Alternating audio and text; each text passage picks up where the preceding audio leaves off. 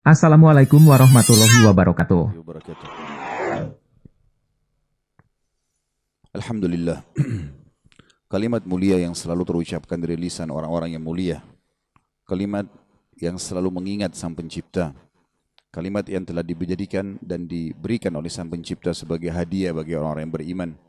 Karena dengan mengucapkan kalimat Alhamdulillah, maka segala kebutuhan kita untuk roda kehidupan di muka bumi ini dipenuhi olehnya.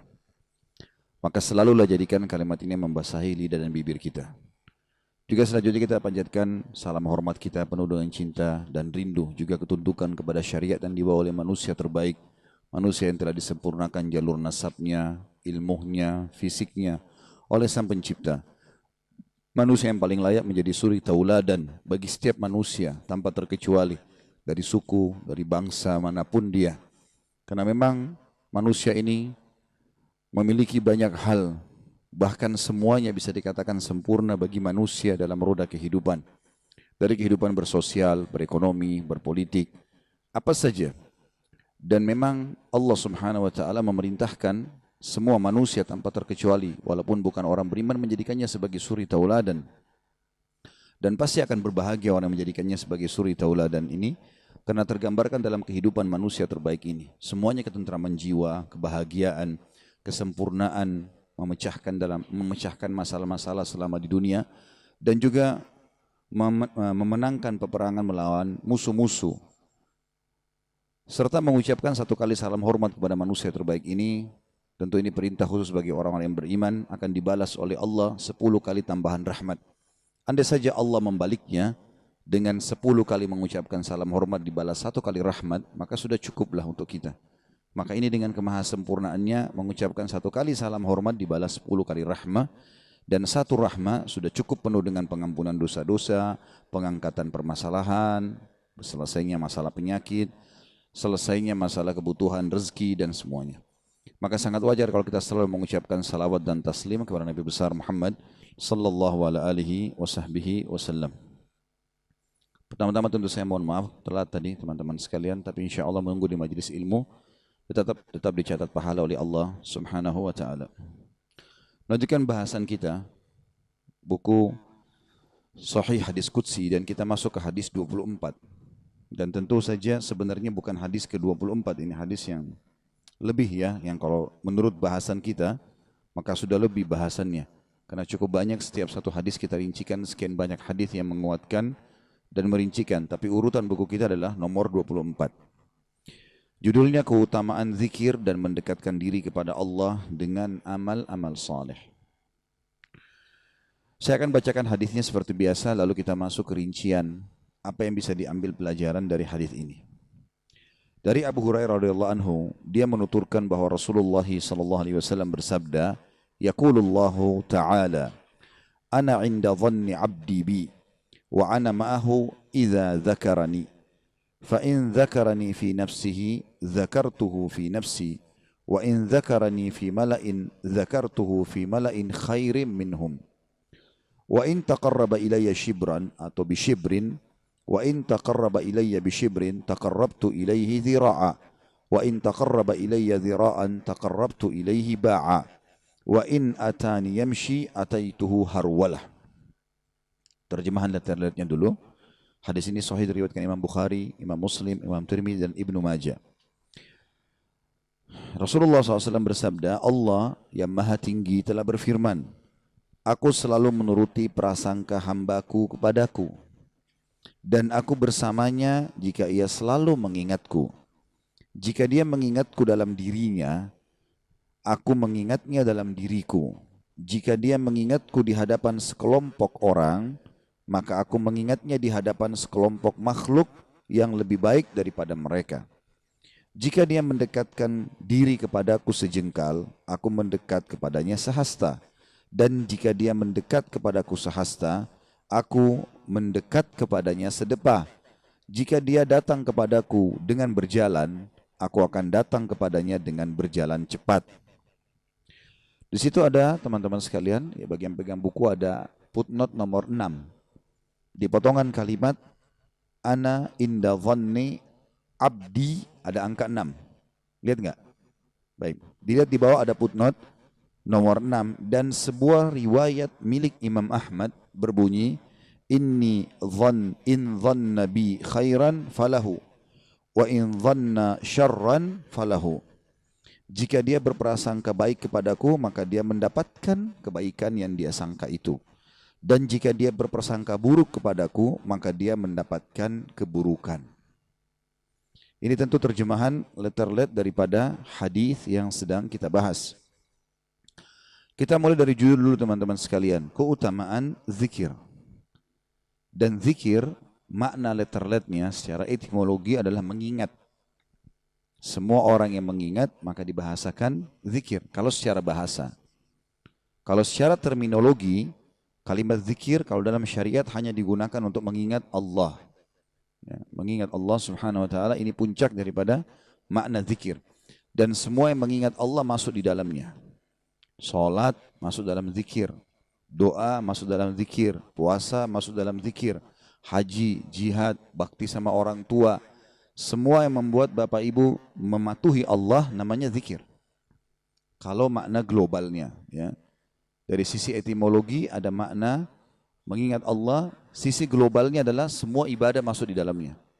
Apapun yang membuat kita mengingat Allah maka namanya zikir. Kalau makna khususnya adalah lisan mengucapkan dan memuji Allah. Mengucapkan dan memuji Allah subhanahu wa ta'ala. Ya seperti sudah kita tahu, alhamdulillah, subhanallah, Allahu akbar, la hawla wa la quwata illa billah, subhanallah, walhamdulillah, wa la ilaha illallah, Allahu akbar, astagfirullah. Ini semua adalah makna yang lebih khusus lagi dari makna terminologinya. Dan dikatakan mendekatkan diri kepada Allah dengan amal-amal saleh. Jadi yang dimaksud oleh penulis ternyata yang keutamaan zikir makna yang khususnya. Jadi terminologi tadi saya bilang adalah mengingat Allah, dan dia bisa masuk makna global atau makna khusus. Makna global adalah semua ibadah masuk di dalamnya. Kalau makna khusus adalah kalimat-kalimat yang diucapkan dengan lisan. Maka di sini teman-teman sekalian penulis ingin mengerucutkan kepada terminologi makna khususnya. Makanya beliau memisahkan, mengatakan keutamaan berzikir dan mendekatkan diri kepada Allah dengan amal-amal saleh. Dan makna daripada amal saleh adalah semua amal yang diperintahkan dan diridhoi oleh Allah. Masuk dalamnya mengerjakan perintah atau meninggalkan larangan. Jadi kalau teman-teman misalnya azan lalu sholat, itu berarti amal saleh, ya. Termasuk amal saleh yang banyak orang tidak tahu adalah kalau dia ada kesempatan berzina lalu dia batalkan, itu juga amal saleh. Dia tolak, ada kesempatan mencuri, membuat nota palsu, berbohong, lalu enggak deh saya enggak mau karena Allah larang, itu juga amal saleh. Jadi dari dua sisi semuanya amal saleh, ya. Sampai Abdullah bin Mubarak mengatakan rahimahullah, saya menolak harta haram 1 dirham lebih saya cintai daripada saya bersedekah dengan 1000 dirham yang halal. Maknanya adalah menolak sesuatu yang haram ibadah. Saya menolak 1 dirham yang haram lebih saya cintai daripada saya bersedekah dengan 1000 dirham yang halal.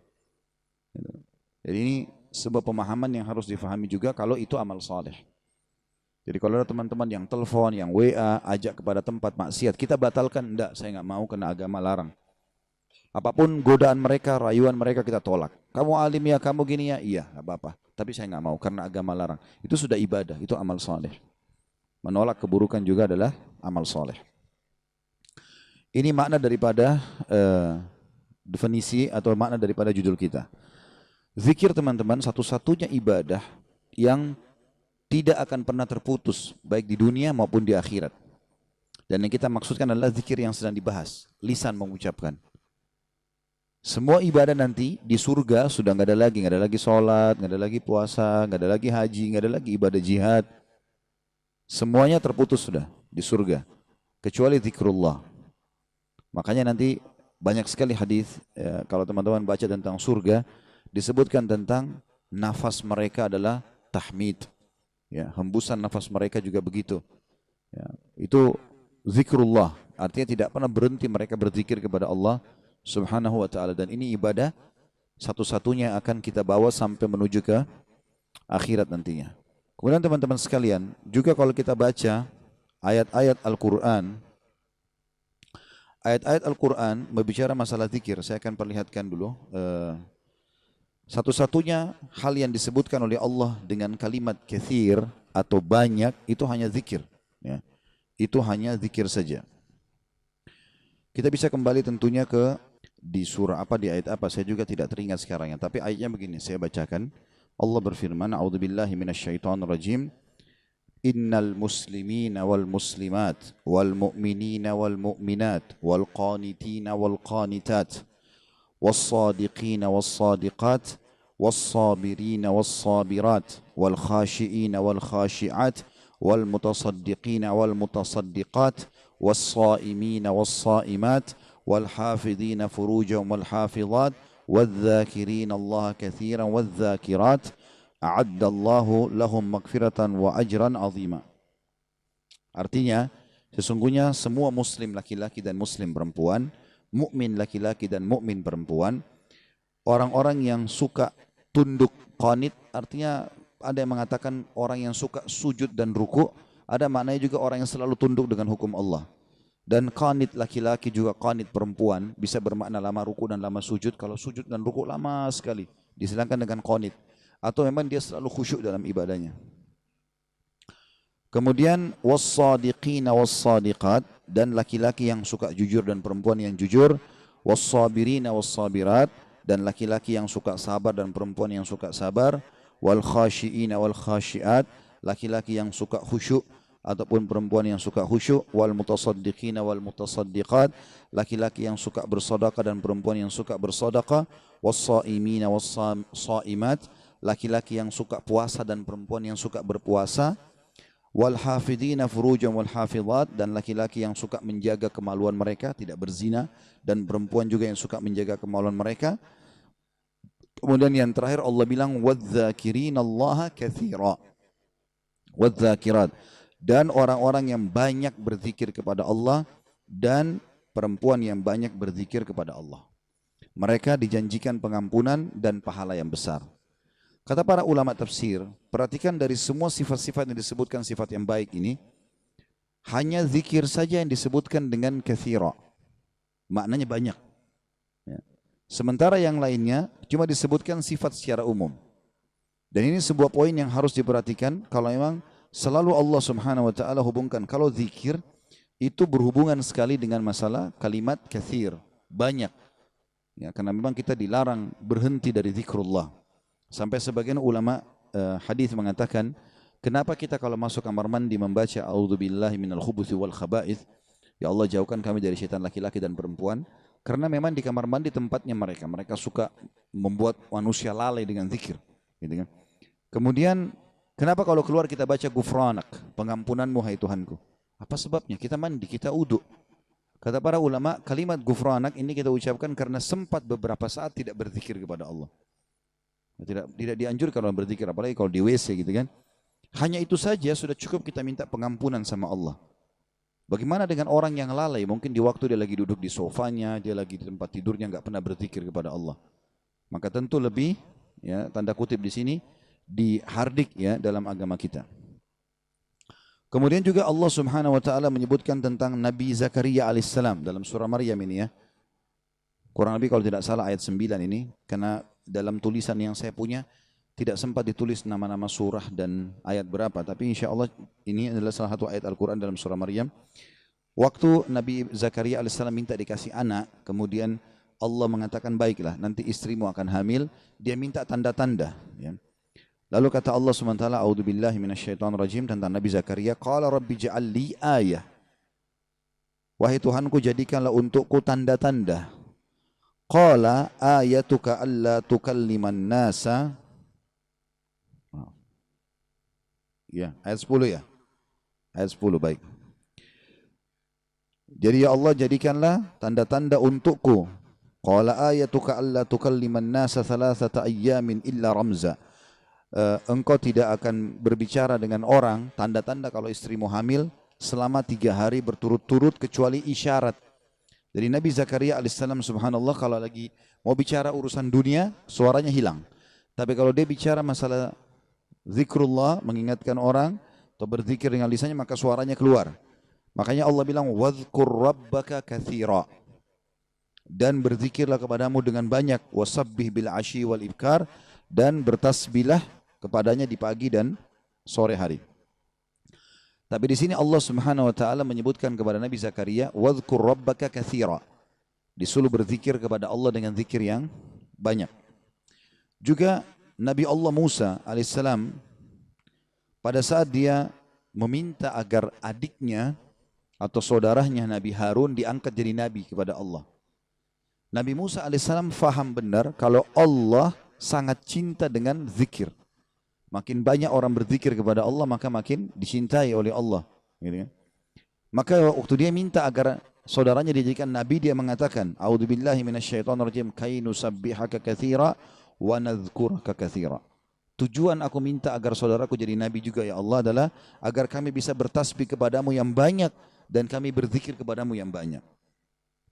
Kemudian juga Allah Subhanahu wa taala memerintahkan untuk kita semuanya dalam salah satu ayatnya, A'udzubillahi minasyaitonirrajim, ya ayyuhalladzina amanu dzkurullaha dzikran katsira wasabbihu bukratan wa asila.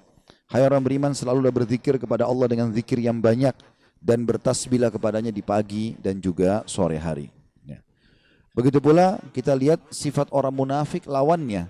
Katsir artinya banyak, lawan bahasanya adalah qalil. Ya. Itu katsir banyak, qalil sedikit. Apa yang Allah bilang tentang orang munafik? A'udzubillahi minasyaitonirrajim, la yadhkurunallaha illa qalila. Mereka justru tidak berzikir kepada Allah kecuali sangat sedikit sekali. Ya. Dalam peperangan untuk menghadapi musuh, wasiat Allah kepada orang beriman, A'udzubillahi minasyaitonirrajim, ya ayyuhalladzina amanu idza laqitum fi'atan fathbutu wadhkurullaha katsiran la'allakum tuflihun. Kunci kemenangannya di sini. Kata Allah, hai orang beriman, kalau kalian bertemu dengan musuh, sudah berhadapan, tidak usah lihat jumlah mereka, tidak usah lihat senjata mereka, maka fathbutu, kokohkan telapak kaki kalian, lawan mereka. Lalu wadhkurullaha katsira. Allah enggak bilang tajamkan pedang kalian, perbanyak busur kalian, canggihkan teknologi kalian, enggak. Allah bilang berzikirlah kepada Allah dengan zikir yang banyak agar kalian menang. La'allakum tuflihun. Kata para ulama, subhanallah, ibadah yang tidak butuh wudu, tidak butuh menghadap kiblat, tidak butuh harta, tidak butuh upaya yang besar atau energi, tidak butuh waktu khusus, gitu kan? Dan juga tidak butuh sesuatu yang diberikan sehingga kita bisa menerima sesuatu, adalah zikir. Zikir, dan ini adalah ibadah yang sangat luar biasa yang semestinya seseorang muslim memperhatikan masalah ini. Ini berhubungan dengan masalah makna kalimat zikirnya. Baik, kita akan masuk teman-teman sekalian sekarang ke rincian hadis. Itu tadi dari makna judul yang sedang kita bahas. Hadis ini adalah hadis qudsi dan cirinya adalah sebagaimana sudah kita pelajari dari awal. Rasulullah SAW bersabda, lalu Allah yang maha tinggi atau maha suci berfirman. Potongan pertama yang kita ambil pelajaran adalah ana inda dhanni abdi bi. Aku selalu sesuai dengan prasangkaan hambaku. Ya. Ini kalimat penting sekali teman-teman sekalian. Selalu dengan prasangkaan hamba. Dan kalimat ini sudah coba kita rincikan tadi. Sedikit kita rincikan di footnote nomor 6. Dalam riwayat Imam Ahmad lebih terinci dikatakan, jika dia berprasangka baik kepadaku maka dia mendapatkan kebaikan itu. Dan jika dia berprasangka buruk maka dia akan mendapatkan keburukan. Ya. Maknanya, apapun yang sifatnya kita dapatkan teman-teman sekalian, yang sifatnya baik, maka misal kita dapat nikmat makanan, kita dapat nikmat kesehatan, apa saja, lalu kita sangka baik dengan Allah, oh ini berarti Allah sedang melimpahkan nikmatnya pada saya, alhamdulillah. Itu sudah umum orang bisa lakukan. Tapi kalau dia dapat musibah, dia sakit, kehilangan harta, ditipu orang, gitu kan? Dia di sini juga dibutuhkan untuk sangka baik dengan Allah. Kalau dia sangka baik di sini, dia akan dapatkan kebaikan. Misal dia mengatakan, mungkin Allah akan bersihkan dosa-dosaku. Mungkin Allah akan tinggikan derajatku. Maka dia dapat. Tapi kalau dia sangka buruk, maka ini akan bermasalah buat dia. Kita akan sebutkan teman-teman sekalian hadis qudsi yang lain. Kalau teman-teman bisa tulis, ditulis hadis qudsi ini ya. Karena ini hadis qudsi mulia sekali. Ya. Kalau saya subhanallah selalu merasa gembira sekali dengan mendengarkan hadis qudsi ini. Ya. Dan hampir setiap hari hadis ini selalu saya ulang-ulangi teman-teman sekalian. Saya ulangi, saya baca lagi, saya renung lagi, dan seperti sebuah hiburan yang tidak akan pernah ada habisnya. Karena ini hadis qudsi Hadis sahih di mana Allah Subhanahu wa taala menyampaikan kepada kita berita gembira tentang orang-orang yang mau berprasangka baik dengan Allah. Saya carikan hadisnya dulu karena tidak ada di buku kita tentunya. Silakan ditulis. Allah berfirman, "Wahai anak Adam." Artinya kita semua manusia dipanggil. Jangan pernah engkau takut kepada siapapun yang mempunyai kekuasaan, selama kekuasaanku ada. Dan ketahuilah, kekuasaanku tidak akan pernah punah selamanya. Ditulis dulu, dilanjutin dulu, nanti kalau ada yang tertinggal bisa kita ulangi ya. Wahai anak Adam, jangan pernah engkau takut dengan kesempitan rezeki, karena perbendaharaanku penuh, dan perbendaharaanku tidak akan pernah punah selamanya. Wahai anak Adam, ini potongan yang ketiga dari hadis. Kalau tertinggal langkahin dulu, nanti kita kembali. Jadi Allah Subhanahu wa taala tidak mau kita capek ya. Di sini dikatakan Allah berfirman, "Hai anak Adam, aku ciptakan kamu untuk beribadah. Maka jangan engkau main-main. Aku menciptakan engkau untuk beribadah, maka jangan kamu main-main." Ya. Tadi potongan pertama, kalau ada yang tertinggal silakan. Wahai anak Adam, jangan engkau takut pada siapapun yang mempunyai kekuasaan selama kekuasaanku ada, dan kekuasaanku tidak akan pernah punah selamanya. Kemudian potongan kedua, wahai anak Adam, jangan pernah engkau takut dengan kesempitan rezeki, sedangkan perbendaharaanku penuh, dan perbendaharaanku tidak akan pernah punah selamanya. Wahai anak Adam, aku ciptakan untuk beribadah, maka janganlah engkau main-main, dan aku tentukan rezekimu, maka tidak perlu kamu capek. Tentu anggota tubuh kita bergerak, hati kita bertawakal. Ya. Aku ciptakan engkau untuk beribadah, jangan engkau main-main, dan aku tentukan rezekimu, maka tidak perlu engkau capek. Demi kemuliaanku dan keagunganku, demi kemuliaan dan keagungan, jika engkau ridho terhadap pemberianku, maka aku akan tenangkan jiwa dan ragamu. Jika engkau ridho ya, terhadap pemberianku, maka aku akan tenangkan jiwa dan ragamu. Jika engkau tidak ridho dan engkau akan mulia di sisiku. Dan engkau akan mulia di sisiku. Jika engkau tidak ridho, tadi ya, demi kemuliaanku dan keagunganku, jika engkau ridho dengan pemberianku, maka aku akan membuat jiwa dan ragamu tentram, dan engkau akan mulia di sisiku. Tapi jika engkau tidak menerima pemberianku, maka aku akan membuatmu mengejar dunia. Nanti kita ulangi lagi ya. Dan jika engkau tidak menerima pemberianku, maka aku akan membuatmu mengejar dunia. Seperti hewan buas yang sedang mengejar mangsanya di padang pasir. Seperti hewan buas yang sedang mengejar mangsanya di padang pasir. Kemudian tidak akan datang kepadamu kecuali yang sudah aku takdirkan. Jadi kalau kita ridho dengan apa yang Allah berikan, Allah akan buat jiwa kita dan raga kita tenang. Lalu kita mulia di sisi Allah. Tapi kalau kita tidak ridho terhadap apa yang Allah berikan, kenapa ya saya begini ekonomi saya, kenapa ya muka saya begini, kenapa ya badan saya begini, kita berkeluh kesah, maka Allah SWT mengatakan, aku akan membuatmu mengejar dunia seperti hewan buas yang sedang mengejar mangsanya di padang pasir. Kemudian tidak datang kepadamu kecuali yang sudah aku tentukan juga. Maka capek sekali. Jadi orang beriman itu santai saja. Dia akan dapat semua apa yang Allah janjikan. Tidak perlu capek-capek. Nah, orang yang mengejar dunia berlebihan justru orang karena tidak bisa menerima takdirnya Allah, atau tidak ridho dengan pembagiannya Allah. Wahai anak Adam, aku telah menciptakan langit dan bumi, dan aku tidak pernah sulit menciptakan keduanya. Maka apakah kau pikir aku akan sulit untuk mengurus rezekimu? Ya. Wahai anak Adam, nanti kita ulangi kalau belum ya. Wahai anak Adam, Jangan pernah engkau minta rezeki untuk esok hari, sebagaimana aku tidak pernah meminta kepadamu amal esok hari. Wahai anak Adam, sesungguhnya aku mencintaimu, maka atas hak itulah cintailah aku. Ya. Kita ulangi hadisnya. Allah menyebutkan dalam hadis qudsi, ya, wahai anak Adam, jangan pernah engkau takut dengan siapapun yang berkuasa. Raja, presiden, siapa saja. Selama kekuasaanku ada. Dan kekuasaanku tidak akan pernah punah selamanya. Wahai anak Adam, lanjutan yang potongan duanya. Jangan pernah takut dengan sempitnya rezeki.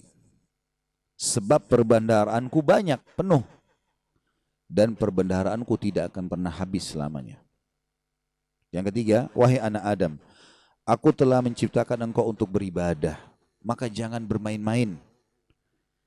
Dan aku juga sudah menentukan rezekimu, maka tidak perlu engkau capek. Jadi di sini anggota tubuh kita berusaha, hati kita bertawakal.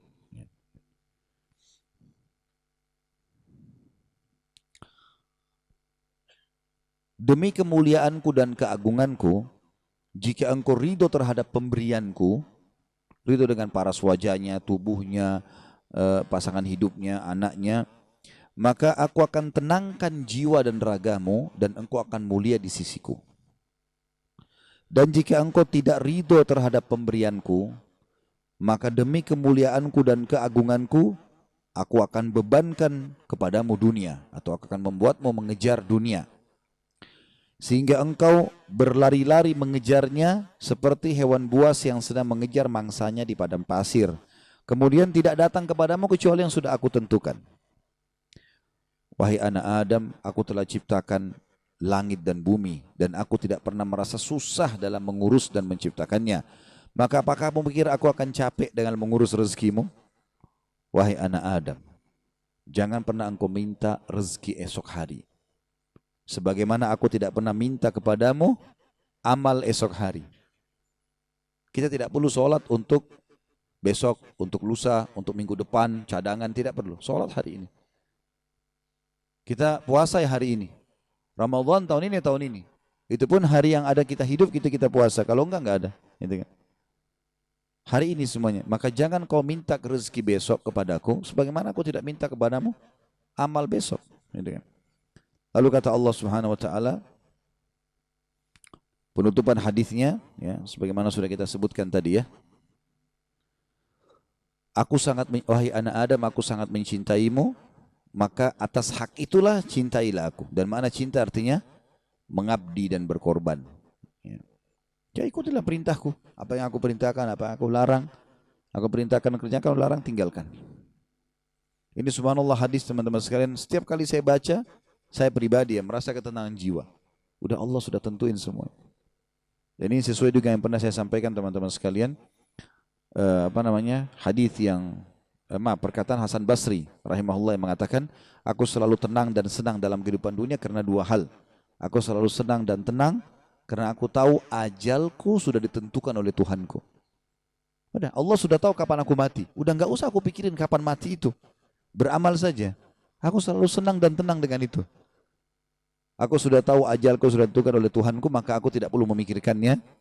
Dan aku selalu senang dan tenang karena rezekiku sudah ditentukan oleh Tuhanku, maka aku tidak pernah berpikir untuk diambil oleh orang lain. Jadi kalau teman-teman misal lagi masuk dalam satu proyek berdua sama temannya, atau berapa orang sedang bersaing, lalu kemudian dia gagal, teman-temannya dapat misalnya. Jawaban sederhana, belum rezeki, selesai. Karena biar kita berusaha setengah mati nggak bakal dapat itu. Sudah Allah tentuin. Seperti itulah. Dan tadi sudah kita jelaskan di diskusi tadi, kalau kita ridho dengan pemberian Allah, Allah buat jiwa kita dan raga kita tenang. Subhanallah, orang kalau misalnya mau makan udah habis, oh ya sudah, belum rezeki saya. Tenang jiwanya. Kenapa habis, kenapa dimakan, kenapa begini? Sakit hati, perutnya juga lapar. Jadi ini kaidah hidup yang luar biasa yang mestinya kita fahami ya. Di sini makna juga ana inda dhanni abdi bi, saya selalu dengan prasangkaan hambaku. Seberat apapun teman-teman yang sedang kita alami, terimalah berita gembira selama kita beriman, kalau itu pasti kebaikan buat kita. Sampai ada sebuah hadis qudsi yang lain, ya. Kata Nabi SAW, Allah berfirman kepada para malaikat, batasilah rezekinya hambaku yang ini, karena kalau kau bukakan dia akan kufur. Dan luaskan rezekinya hambaku yang ini, karena kalau kau bukakan dia tambah bersyukur. Jawabannya sederhana, berarti kalau kita mau teman-teman sekalian rezeki kita terbuka segala macam, royal di jalan Allah, jangan perhitungan. Allah SWT akan buka, karena Allah tahu ini orang kalau dibukain tidak masalah. Qarun kan begitu dulu. Qarun itu yang diceritakan di dalam Al-Quran tentang kaumnya Nabi Musa yang kaya raya. Sampai di Indonesia pun bahasanya harta karun. Ya.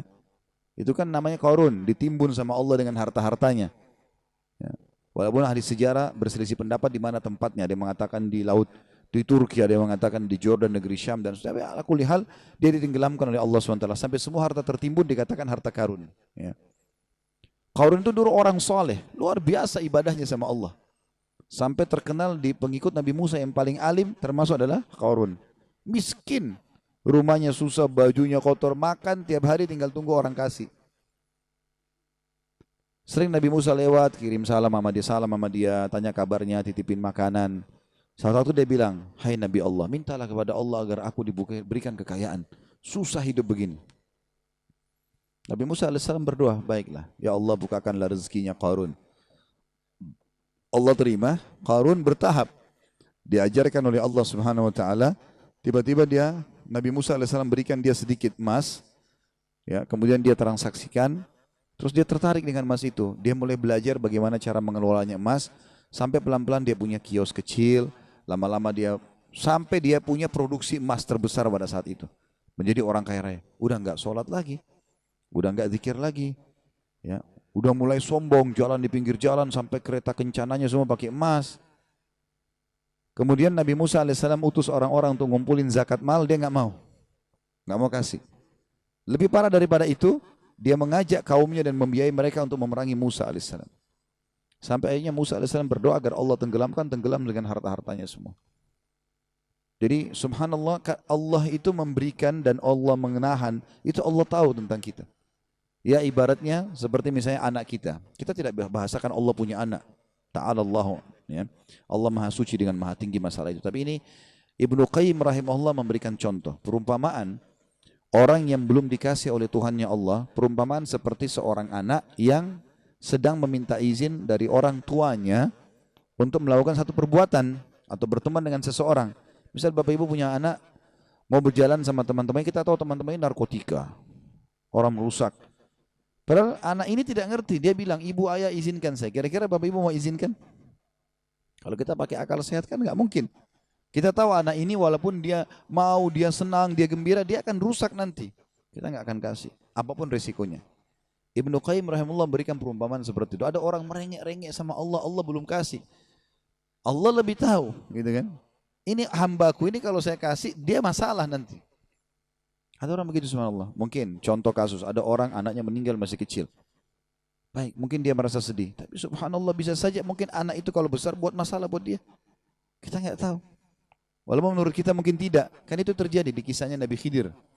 Ya kan? Dalam surah Al-Kahfi disebutkan. Waktu Nabi Musa AS jalan sama dia, ada anak kecil jalan langsung dibunuh oleh Nabi Khidir.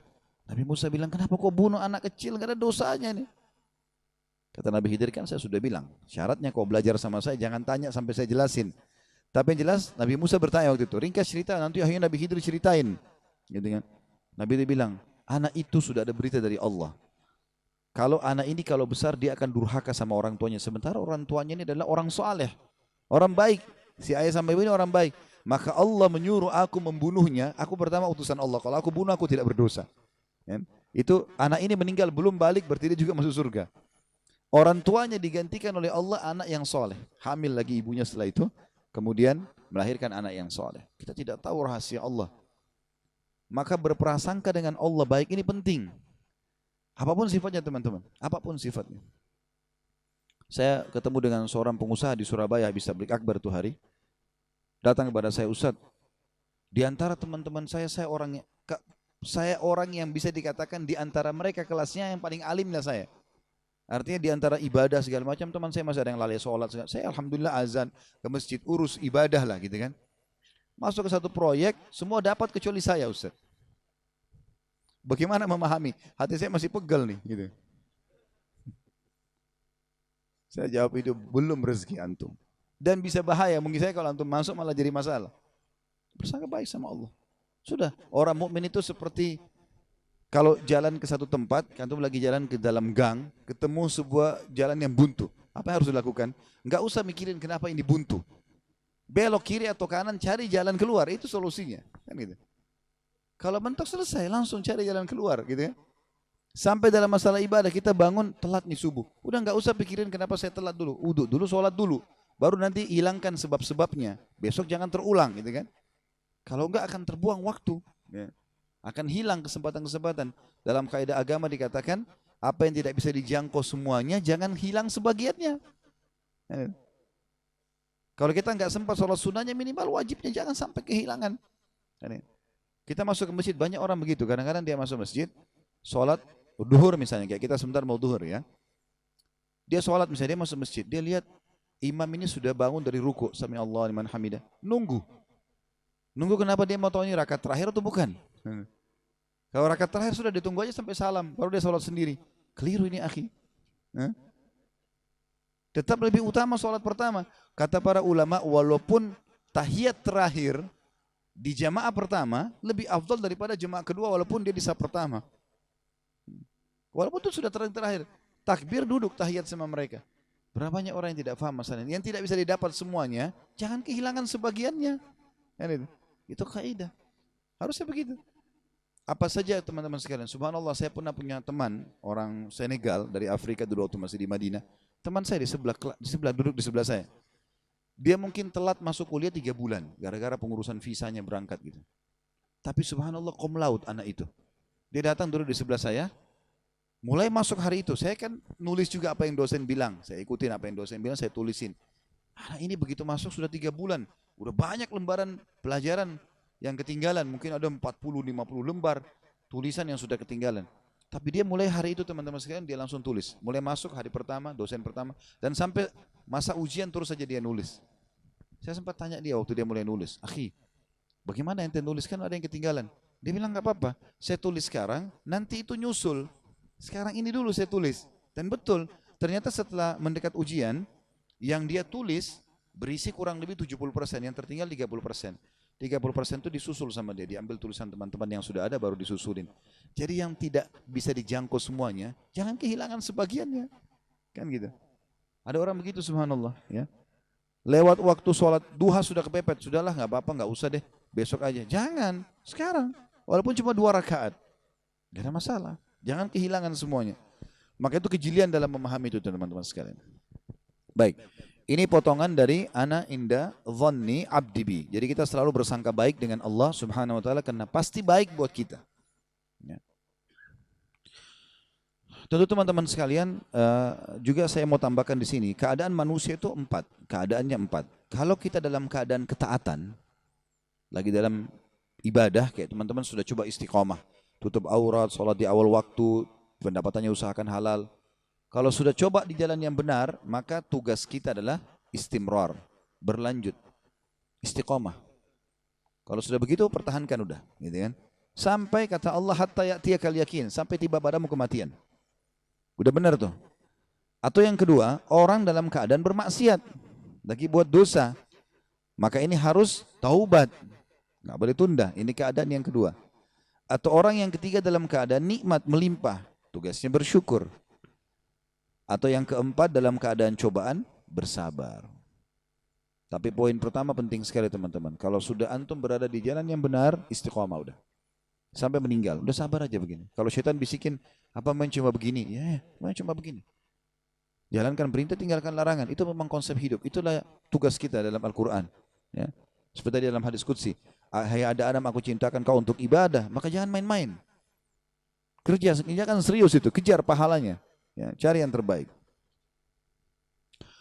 Kemudian masuk dalam saksi bahasan kita, wa ana ma'ahu idza zakarani. Ini potongan yang kedua yang kita bisa ambil dari hadis. Dan aku selalu bersamanya bila dia mengingatku. Ya. Dan ini tentu teman-teman, makna wa ana ma'ahu, dan aku bersamanya, ini ada namanya sifat ma'iyah, kebersamaan Allah bersama kita dengan kemaha muliaan dan kesempurnaannya sebagai pencipta. Nah, itu. Tidak perlu kita bayangkan apakah dia bersama seperti kita dengan seperti teman kita di sebelah selalu mendampingi atau pasangan hidup, tidak. Allah SWT dengan kemaha sempurnaannya dia akan bersama kita, artinya semua apapun yang kita butuhkan dipenuhi olehnya dan diperhatikan olehnya dengan kemaha sempurnaannya Allah. Ini sifat Allah, tapi syaratnya idza dzakarani, kalau lisannya selalu mengingatku, selalu menyebut-nyebut, ya. Zikrullah teman-teman. Makanya saya sering ingatkan masalah ini untuk diri saya terutama, yang pertama baru teman-teman sekalian. Jangan pernah diam mulutnya. Kita diam hanya kalau mau mengucapkan dosa, kalau enggak yang lain zikrullah. Syekh bin Baz rahimahullah, saya dapat informasi begitu. Beliau kalau lagi terima telepon salah satu jemaah yang sedang bertanya hukum, sambil dia dengarkan permasalahannya, sambil lisannya berzikir. Dengar keluhan orang, sambil dia subhanallah, alhamdulillah, wa la ilaha illallah, Allah akbar. Murid-murid di sebelah dengar apa yang dia ucapkan, tapi kecil. Orang yang mungkin yang terima telepon, yang lagi bicara tidak dengar gitu. Tapi dia lagi berzikir. Nanti kalau dia mau jawab, baru dia berhenti zikir. Dia berzikir. Saya ingat dulu guru saya masih SMA, namanya Syekh Abdullah, rahimahullah, beliau luar biasa gitu, ngajaran kami ilmu-ilmu agama ini. Saya waktu itu masih SMA ingat betul waktu menjelaskan masalah hadis Bismillahilladzi la yadurru ma'asmihi syai'un fil ardi wala fis sama'i huwas samiul alim. Dengan nama Allah lah yang tidak ada apapun yang bisa membahayakannya di langit dan di bumi, dan dia maha mendengar dan maha mengetahui. Ada hadis yang menjelaskan siapa yang baca ini, maka Allah akan menjaganya sampai dia kembali di tempat yang dia baca. Makanya salah satu doa keluar rumah adalah membaca ini kan. Kalau kita sebutkan di depan pintu rumah, berarti Allah jamin kita akan selamat sampai kita kembali ke pintu itu lagi. Seperti itulah.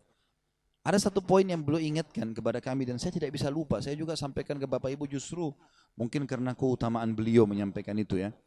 Dia bilang, saya sampaikan kepada kalian, ingat baik-baik, ucapkan doa ini di setiap tempat yang kalian injakkan kaki. Contoh, dari kamar tidur ke ruang tamu, baca Bismillahilladzi la yadurru ma'asmihi syai'un fil ardi wala fis sama'i was samiul alim.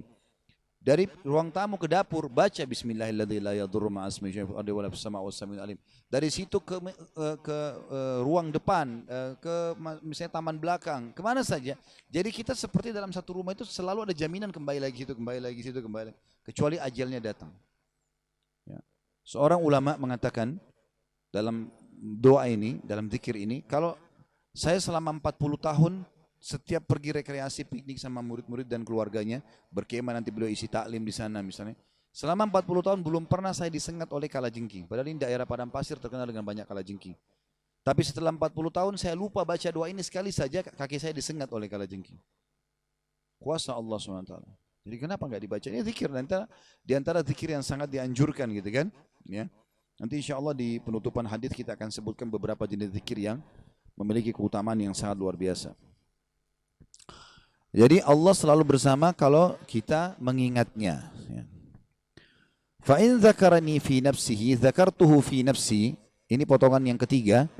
Kalau dia mengingatku di dalam dirinya atau sendirian, maka aku akan mengingatnya juga di diriku. Ya. Ini penyebutan tentang zat Allah Subhanahu wa taala yang maha sempurna. Ya. Artinya kita dengan berzikir walaupun suara kita kecil, tidak ada orang lain yang dengar, manusia tidak dengar, Allah tetap mendengarnya dan Allah mengingat kita di dirinya. Bayangkan teman-teman kalau ada pimpinan kita misalnya di kantor atau siapalah yang kira-kira punya jabatan, selalu setiap saat ingatin kita. Tidak usah jauh-jauh lah, orang tua kita misalnya, kalau di antara anak-anak kita salah satu anak atau satu-satunya anak yang selalu disebut di lisannya orang tua kita, bagaimana gembiranya? Bagaimana kalau itu pimpinan negara, ya, manusia? Bagaimana kalau sampai pencipta Allah yang selalu menyebutnya? Gitu kan? Itu salah yang luar biasa. Sampai pernah Nabi SAW mengatakan kepada Ubay bin Ka'ab, hai Ubay, sesungguhnya Allah memerintahkan aku untuk membacakan padamu lam yakunil ladina kafaru min ahli kitab. Ya, surah Bayyinah. Gitu kan? Maka kata Ubay, ya Rasulullah, apakah Allah menyebut namaku? Kata Nabi SAW, iya. Maka Ubay nangis, tidak bisa baca ayat itu. Karena Allah SWT menyebut namanya. Itu luar biasa gitu. Dan itu bukan mustahil. Ya. Dan itu makna daripada kalimat ini. Siapa yang suka menyebutku di dirinya, aku akan sebut dia. Jadi selalu jadi hal yang teringat dan mulia di sisi Allah Subhanahu wa taala. Hampir sama dengan makna tadi ya, hadis kursi yang saya sebutkan, yang saya bilang tulis, hai anak Adam, kalau engkau ridho dengan apa yang aku berikan kepadamu, maka aku akan menenangkan jiwa dan ragamu dan engkau akan mulia di sisiku. Ya. Potongan yang keempat, wa in dzakarani fi mala'in dzakartuhu fi mala'in khairim minhum. Dan kalau dia mengingatku di sekelompok orang, manusia maksudnya, mungkin kayak kita gini majelis ilmu insyaallah, maka aku akan mengingat dia, menyebut-nyebut dia di kelompok yang lebih baik daripada mereka. Maknanya kelompok malaikat, kata para ulama. Allah akan sebut di majlis ya, para malaikat di langit sana, Allah akan mengatakan fulan mengingatku, fulan mengingatku. Disebut-sebut nama kita disebutkan oleh Sang Pencipta Allah. Itu kelebihan yang luar biasa gitu ya. Dan kita kalau lihat kisah para sahabat, betul-betul menggambarkan kepada kita bagaimana Allah itu berinteraksi langsung dengan hamba-hambanya. Ayat-ayat Al-Quran yang menegur mereka, yang mengingatkan mereka, yang memuji mereka. Itu semua teman-teman Allah lagi berbicara dengan mereka. Dan bukan mustahil Allah pun melakukan pada semua hambanya ini. Dan ini kemuliaan berarti semua malaikat mengenalnya. Sampai keluar istilah di kalangan para ulama, jadilah engkau dikenal di langit walaupun engkau tidak dikenal di bumi. Ada hadis yang lain, hadis qudsi juga Allah berfirman, Nabi SAW bersabda, Allah berfirman, kalau aku mencintai seorang hamba, ya, maka aku akan memerintahkan Jibril mencintainya, dan aku perintahkan penduduk langit mencintainya, dan aku tanamkan cinta untuknya di muka bumi. Jadi kalau aku mencintai seorang hamba, maka aku akan menuju Jibril mencintainya, dan aku akan menyuruh seluruh penghuni langit mencintainya. Jadi di langit jadi masyhur dia. Dan aku akan tanamkan cinta manusia, cinta di muka bumi untuknya. Ini sebagian ulama hadis mengatakan seperti Uwais Al-Qarni rahimahullah dan beberapa sahabat-sahabat yang masyhur lah ya. Yang memang mereka luar biasa bagaimana mungkin di bumi banyak tidak dikenal oleh orang, tapi di langit luar biasa. Itu pun Allah SWT juga sebarkan nama mereka di muka bumi. Tentu makna Allah tanamkan cinta di muka bumi ini bukan berarti semuanya orang suka sama dia. Karena Rasulullah SAW adalah orang yang paling Allah cintai. Punya istilah Khalil, kekasih Allah. Tapi ada orang munafik yang benci, ada orang kafir yang benci. Artinya yang mencintai adalah orang-orang yang baik. Orang yang buruk otomatis tidak akan masuk dalam makna hadis ini. Dan sebaliknya kata Nabi SAW, Allah juga mengatakan, kalau aku benci seorang hamba, aku suruh Jibril membencinya, aku suruh ahli langit membencinya, dan aku tanamkan kebencian untuknya di muka bumi. Potongan yang kelima, wa in taqarraba ilayya bi shibrin, taqarrabtu ilaihi dhira'. Wa in taqarraba ilayya dhira' taqarrabtu ilaihi ba' atau ba'a.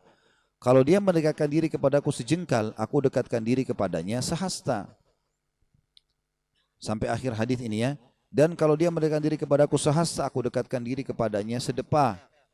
Wa in ta'atani yamshi ataitu harwala, dan kalau dia datang kepadaku dalam keadaan berjalan, aku datang kepadanya dalam keadaan berjalan cepat. Kata ulama hadis, ini maksudnya adalah kinayah ya. Penjelasan. Artinya sejengkal, sangat dekat. Orang semua bisa lakukan jengkal tangannya kan. Makna ini adalah sedikit saja dia berusaha. Misalnya sedikit saja teman-teman zikir misalnya, atau baca Quran berapa ayat, atau mungkin sedikit maksakan diri azan sholat. Itu seperti sejengkal, orang semua bisa lakukan. Allah akan menanamkan rasa dekat kita kepadanya sedepah. Kalau kita sedepah, lebih banyak lagi kita usahakan. Tadinya duha cuma 2 rakaat, sekarang jadi 4 rakaat. Mungkin kita bisa bertambah jadi 8 rakaat. Terus maka Allah dekatkan diri. Kita sedepah, Allah SWT sahasta. Kita berjalan, Allah seperti berjalan cepat atau berlari. Jadi artinya upaya kita akan dibalas dengan iman yang jauh lebih besar. Seperti gelombang yang besar. Seperti kita cuma memberikan setes air, kita dapat sebak atau mungkin gelombang air yang besar. Seperti itu makna daripada hadis ini. Kita pindah hadis selanjutnya. Hadis nomor 25, karena ini masih satu bab semuanya. Kita insyaallah usahakan selesaikan babnya. Hadis nomor 25 dari Abu Hurairah radhiyallahu anhu bahwasanya Rasulullah SAW bersabda, Innallaha qala idza talaqqani 'abdi bi shibrin talaqqaituhu bi dhira'in wa idza talaqqani bi dhira'in talaqqaitu bi ba'in wa idza talaqqani bi ba'in ataituhu bi asra'. Hadis ini riwayat Muslim. Sesungguhnya Allah berfirman, Jika hambaku menemuiku dengan sejengkal, tadi upaya sedikit saja, maka aku akan menyambutnya dengan sehasta. Allah buat ketenangan jiwa untuk mengerjakan ibadah itu. Sekali kita mau istiqomah, azan saya mau ke masjid deh. Allah lapangkan kemudahannya. Azan tiba-tiba kita dengar. Mungkin selama ini kita kalau masih tidak niat ke situ, azan tidak azan kita nggak tahu sudah azan atau belum. Tapi subhanallah orang kalau sudah niat itu, Allah buat telinganya dengar azan. Dia kalau niat menjalankan hadis Nabi SAW, oh kalau iman itu adalah 60 sekian tingkatan, yang paling tinggi la ilaha illallah, yang paling rendah memindahkan duri misalnya atau sesuatu yang berbahaya dari jalan. Kita kalau niat mau terapkan itu, kadang-kadang mata kita lagi jalan lihat ada batu. Bisa kita pindahin, mungkin kalau kita tidak niat kita nggak lihat itu. Ada, Allah berikan kesempatan untuk meraih pahala di situ. Ya. Tiba-tiba kalau kita sudah niat mau sedekah, mata kita lihat saja orang yang susah. Ada saja. Subhanallah, Allah berikan kesempatan, asal mau saja. Itu maknanya. Dan aku menyambutnya dengan sehasta. Jika dia menemuiku sehasta, dengan sehasta aku menyambutnya dengan sedepa. Dan jika dia menemuiku dengan sedepa, aku mendatanginya dengan lebih cepat. Terus saja. Dan ini makna hadis kata para ulama. Artinya kalau dia berlari, Allah akan lebih cepat. Kalau dia apa saja, makin dia gencar mengatur program ibadahnya, maka makin dekat Allah Subhanahu Wa Taala dengannya. Makanya orang subhanallah kalau merasakan kenikmatan ibadah itu, dia sudah tidak mau tinggalkan karena dia merasakan kenikmatan. Ya, sampai para ulama salaf menganggap mustahil mereka tinggalkan sholat malam karena sudah diazamkan, dan kalau mereka walaupun tidurnya cuma 1 jam, setengah jam tetap bangun sholat karena sudah masuk dalam sebuah program dan Allah mudahkan dia untuk itu. Tentu hadis 25 ini menerangkan hadis 24 tadi. Kemudian hadis yang selanjutnya juga sama, masih merincikan karena satu bab. Hadis nomor 26 dari Syuraih Al-Qadhi rahimahullah, salah satu ulama tabi'in, dia mengatakan, aku mendengar salah seorang sahabat Nabi SAW berkata, Nabi SAW bersabda, qala Allah Ta'ala, ya ibna Adam, kum ilayya, amshi ilaik, wamshi ilayya, uharwil ilaik. Hadis ini sahih riwayat Imam Ahmad. Allah Ta'ala berfirman, wahai anak Adam, bangkitlah menuju kepadaku, niscaya aku berjalan kepadamu. Berdiri saja, aku sudah berjalan kepadamu. Berjalanlah kepadaku, aku akan berlari kepadamu. Nah itu kemuliaan yang luar biasa ya.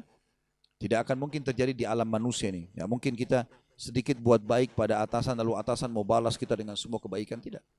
Bahkan kadang-kadang subhanallah dengan 10 tahun pun kebaikan, dengan satu kesalahan bisa dilupain 10 tahun kebaikan kita. Allah Azza wa Jalla beda. Subhanallah. Dengan sedikit saja upaya Allah balas dengan yang lebih banyak. Dan beruntung teman-teman, orang yang mendekatkan diri sama Tuhannya itu bahagia. Pencipta langit, pencipta bumi, pencipta semuanya. Apa yang mesti diragukan dan kenapa tidak mau? Jadi tanda tanya kalau tidak mau. Kalau ada sakit, kita sakit. Yang ciptakan kita Allah, yang ciptakan penyakit Allah, yang ciptakan kesembuhannya Allah. Kalau kita lagi nikmat, yang ciptakan kita Allah, ciptakan nikmat itu Allah, yang bisa mempertahankan Allah, menambahnya. Lalu apa lagi yang dibutuhkan? Tidak ada upaya yang besar. Yang penting mau saja, gitu kan? Hadis terakhir tentunya di dalam pasal kita ini, silakan kalau ada pertanyaan setelahnya sesuai dengan tema.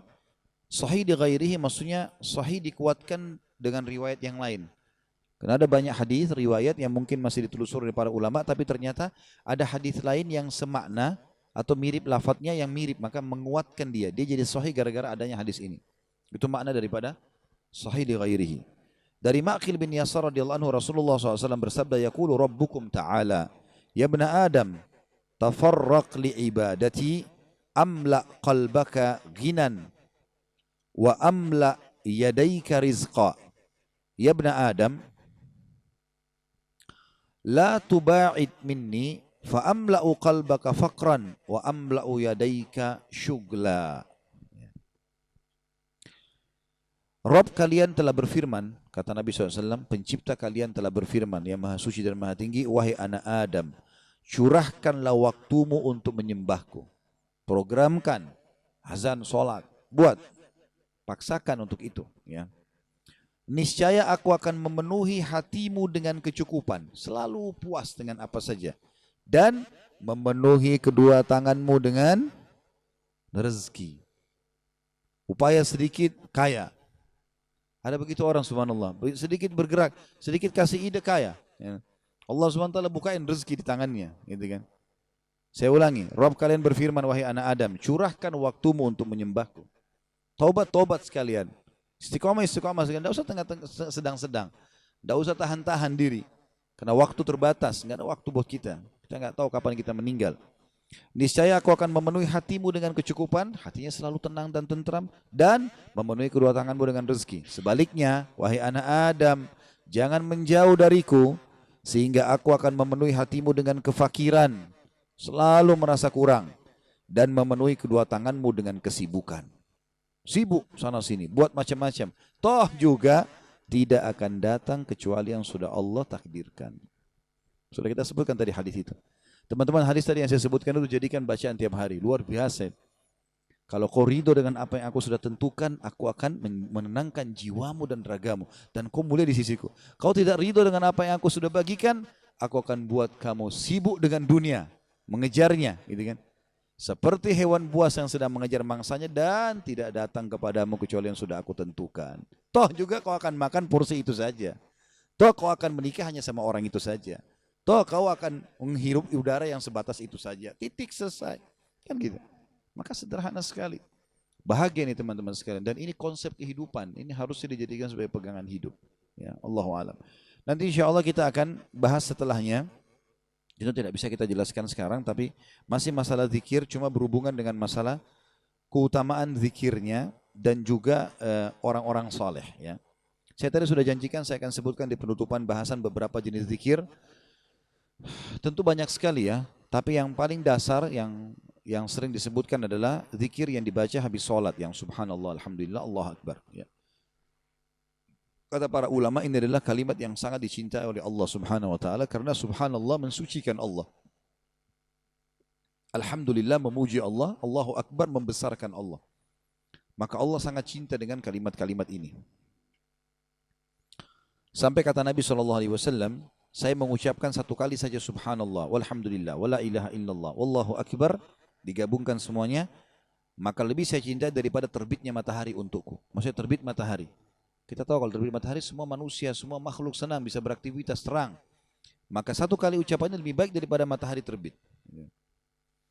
Makanya dijadikan zikir. Subhanallah dijadikan zikir 33 habis sholat. Alhamdulillah, Allah akbar, gitu kan? Yang kata Nabi SAW, siapa yang baca habis sholat, subhanallah 33, alhamdulillah 33, Allah akbar 33, semua 33, dan dia genapkan 100-nya, la ilaha illallah, wahdahu la syarika lah, lahul mulku wa lahul hamdu, wa huwa ala kulli syai'in qadir. Tidak ada yuhyi wa yumit di sini ya, lafadznya memang begitu, maka diampuni dosanya walaupun sebanyak buih di lautan. Juga Fatimah pernah mengeluh radhiyallahu anha kepada Nabi SAW, kepada ayahnya, ya Rasulullah, dilihatkan tangannya, pecah-pecah, karena banyak bekerja di rumah, gitu kan, bersihin rumah, ngurus ini, ngurus itu, segala macam. Nabi SAW waktu itu kebetulan punya banyak ya pekerja-pekerja. Kata Nabi SAW, kata dia, ya Rasulullah, berikanlah kepadaku ini. 1 kah, 2 orang yang bisa membantu. Nabi SAW bukan tidak ingin memberi, karena beliau sendiri di rumahnya pakai pembantu gitu kan. Tapi Rasulullah SAW ingin menyampaikan hal yang lebih besar kepada Fatimah. Kata Ali bin Abi Thalib dalam sebuah riwayat sahih, maka Rasulullah SAW datang kepada kami di malam hari di musim dingin. Jadi waktu itu rupanya musim dingin. Fatimah paginya minta pembantu, malam harinya Rasulullah SAW datang kepada kami, sementara aku dengan Fatimah di ranjang. Dan Rasulullah SAW naik ranjang itu sampai kami rasakan dingin kakinya. Karena musim dingin. Nabi SAW duduk di ranjang mereka, karena ini anak perempuan Nabi SAW, dan mereka merasakan dinginnya kaki Nabi SAW karena dari luar. Gitu kan. Lalu kata Nabi SAW, mau enggak saya tunjukkan lebih baik daripada pembantu? Bacalah kalau kalian mau tidur, subhanallah 33, alhamdulillah 33, Allahu akbar 33. Itu lebih baik daripada pembantu. Kata sebagian ulama hadis, siapa yang lagi capek, lagi letih, lagi sumpah, baca ini 33, gitu kan. Maka Allah SWT akan gantikan semua capeknya, semua letihnya dengan kesenangan dan kegembiraan. Tentu ini sebagian riwayat, saya tidak bisa sebutkan semua. Kemudian kita pindah ke riwayat yang lain, ya. Kalimat zikir yang paling afdal, ini mesti yang pertama tadi saya sebutkan adalah la ilaha illallah. Sebagaimana sabda Nabi SAW, afdalul zikir la ilaha illallah. Zikir yang paling afdal adalah la ilaha illallah. Ini tentu dianjurkan dibaca minimal kalau bisa dibaca sehari 100 kali pagi, 100 kali sore. Dan lebih baik lafadznya lengkap. La ilaha illallah wahdahu la syarikalah, lahul mulku wa lahul hamdu wa huwa ala kulli syai'in qadir. Ini juga sama, tidak ada yuhyi wa yumitnya ya. Kata Nabi SAW, siapa yang baca 100 kali di pagi hari, siapa yang baca 100 kali di sore hari, maka Allah akan selamatkan dia dari syaitan. Riwayat lain, seperti dibebaskan 10 budak anak Adam, ya, atau anak dari Bani Ismail, kemudian dia akan diberikan 100 pahala, dihapus 100 dosa, diangkat 100 derajat, gitu kan. Dan akan menjadi penghalang dari syaitan yang akan menggodanya. Kemudian juga ada la ilaha illallah wahdahu la syarika lahul mulku wa lahul hamdu yuhyi wa yumit. Ada yuhyi wa yumit ini dibaca 10 kali habis subuh dan 10 kali habis maghrib. Ini berbeda. Ditambah yuhyi wa yumit, ini memang lafaz hadisnya seperti itu. Maka Nabi SAW memerintahkan agar di subuh dan maghrib untuk membaca 10 kali, dan Nabi SAW menjanjikan seperti membebaskan 4 orang budak dari Bani Ismail. Ya. Kemudian juga Nabi SAW mengatakan dalam zikir yang lain, kalau kita gabungkan antara keduanya, dari subhanallah, alhamdulillah, Allahu akbar, digabung dengan la ilaha illallah, subhanallah, alhamdulillah, wa la ilaha illallah, wallahu akbar. Telah datang seorang badui kepada Nabi SAW sambil berkata, ya Rasulullah, ajarkan aku kalimat yang aku bisa ucapkan, supaya aku bisa mengingat Tuhanku. Kata Nabi SAW, bacalah subhanallah, walhamdulillah, wa la ilaha illallah, wallahu akbar. Amalkan itu. Orang ini mengatakan, baiklah. Lalu dia keluar. Waktu dia keluar depan pintu, dia diam. Pintu masjid, kata Nabi SAW, teman kalian sedang bimbang, dia akan kembali. Maka dia kembali lagi. Lalu dia mengatakan, ya Rasulullah, tadi 4 kalimat itu untuk Tuhanku. Untuk aku apa? Kalau aku baca ini dapat apa nih? Gitu kan? Kata Nabi SAW, itu semua untuk Tuhanmu. Tapi setelah itu kamu bisa bilang, ya Allah, berikanlah aku petunjuk.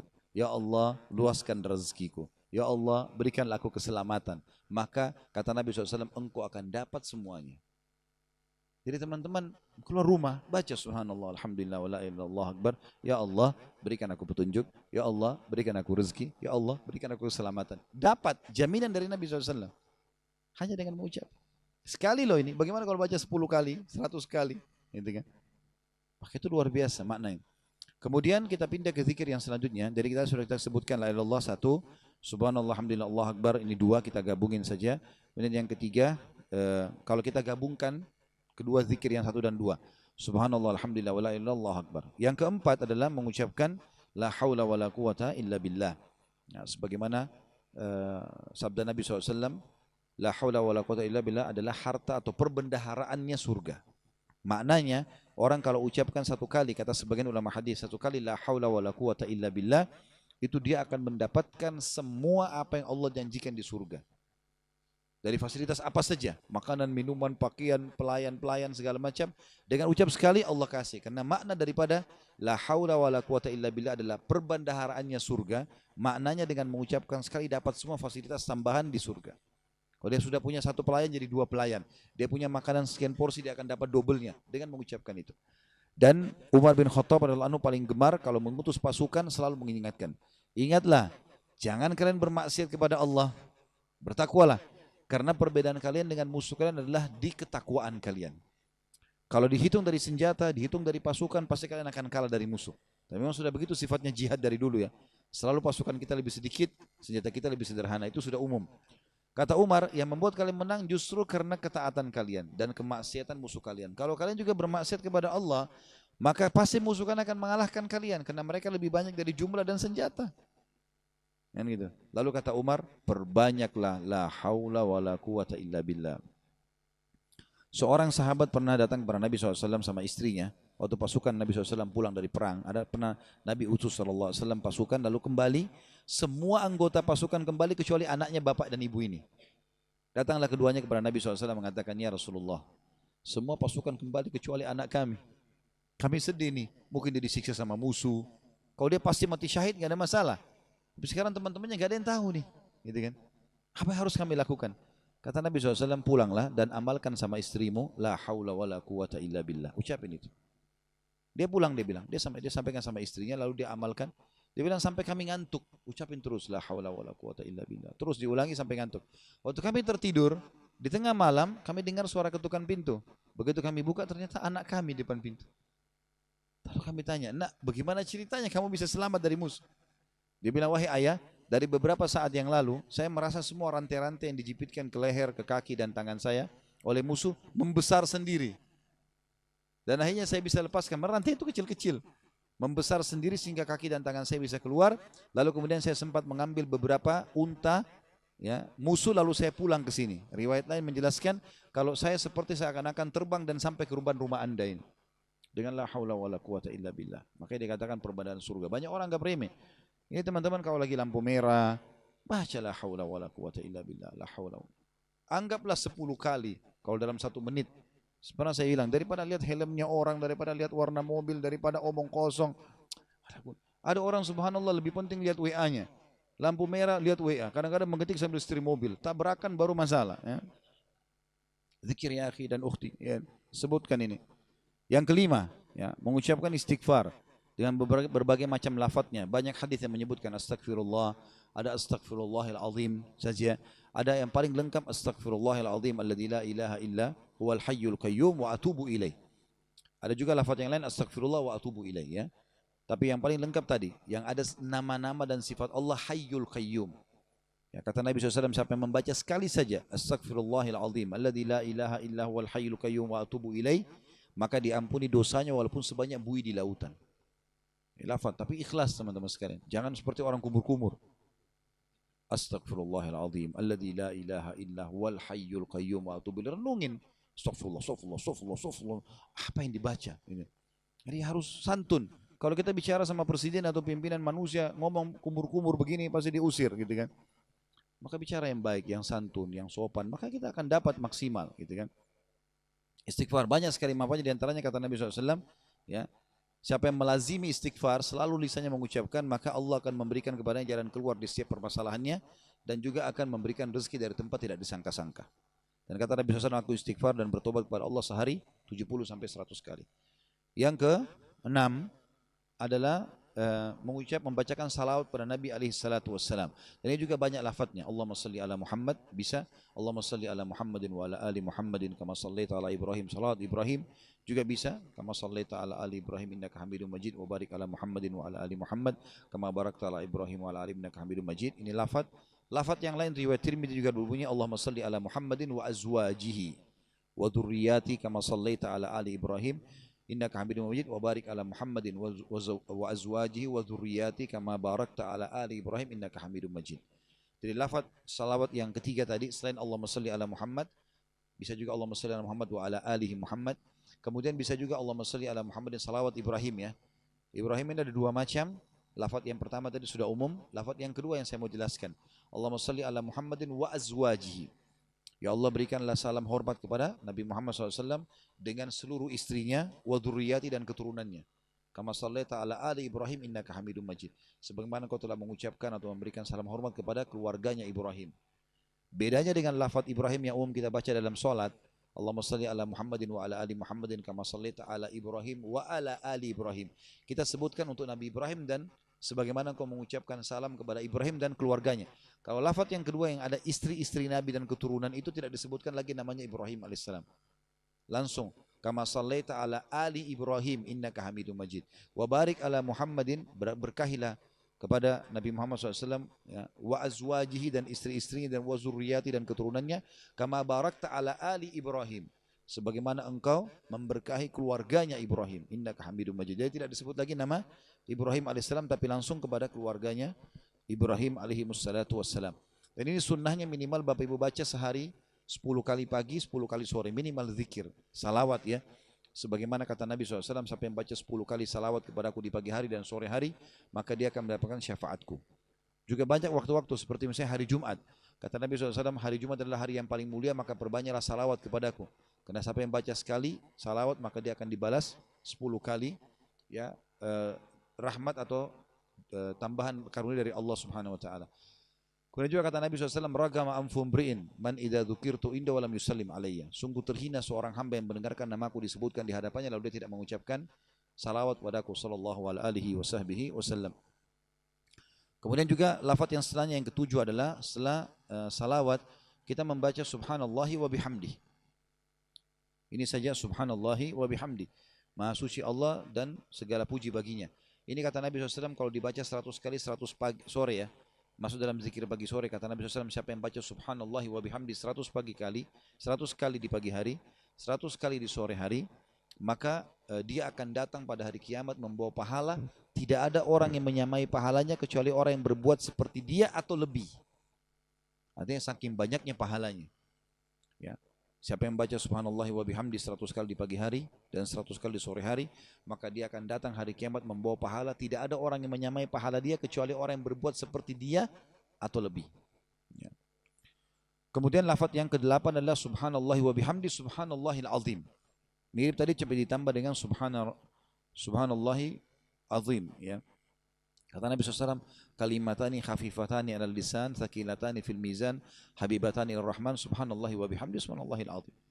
Dua kalimat yang ringan di lidah, ya, berat di timbangan dan dicintai oleh Allah, subhanallahi wa bihamdi subhanallahil azim. Ya. Lafaz yang ke-9 adalah kita membaca, intinya adalah kita istiqomahkan insyaallah. Subhanakallahumma bihamdika asyhadu an la ilaha illa anta astaghfiruka wa atubu ilaik. Wassalamualaikum warahmatullahi wabarakatuh.